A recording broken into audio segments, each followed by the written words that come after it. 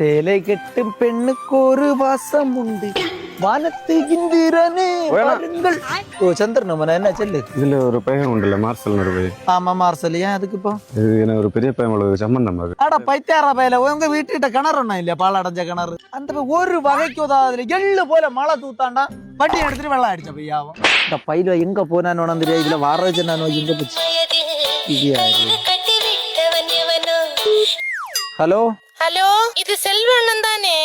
ஆமா கண்டங்குணம் செல்வன். இங்க நான் என்ன மோளுக்கு கோழிப்பொருள் என்று ஒரு பயல நாங்க பாக்கியோம். பையல பேரு வந்து மார்சல். ஐயா ஒரு வகைக்கு உதவாதுன்னு அந்த எள்ளு போல மழை தூத்தாண்டாம் பைக்கை எடுத்துட்டு வெள்ளம் அடிச்சு பையா. சரி சரி சரி அண்ணா அப்ப ஒரு ஆளோட நல்ல தங்கச்சி இல்ல நல்லது போல சொல்லி உன் அக்காள்கிட்ட சொல்லி வேற ஒரு பிள்ளையும் பார்த்து விடு. A few moments later. ஓய் நீ என்ன வேலை செஞ்சு வச்சிருக்கீங்க? ஏன் என்னல என்னண்ணா நானும் பாத்துட்டே இருக்கேன். ஒரு 4 சம்பந்தம் ஆயாச்சு.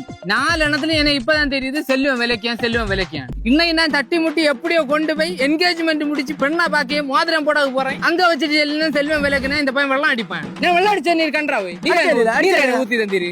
நான் அந்த தீபாவளி அன்னைக்கு அதுல போகும்போது ஒதுங்கி போகும்போது ஏன்னா வெள்ள சட்டையில நீ வெள்ளம் அடிச்சல எள்ளு போல மழை தூத்தாண்டா வண்டி எடுத்து வெள்ளம் அடிச்சா. ஒரு வெள்ள சட்டையை சுட்டி என்ன வாழ்க்கைய வெள்ளத்துல விட்டு போட்ட பாத்தியா?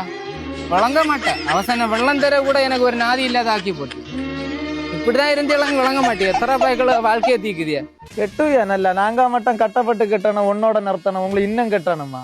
நான் விளக்குவேன் அடுத்து ஏன்னா பையன் விளக்குவேன் மொத்தம் விளக்குதான் ஒரு பய கட்டக்கூடாது. பைக்கை எடுத்துட்டு வெள்ளம் அடிச்சு பையா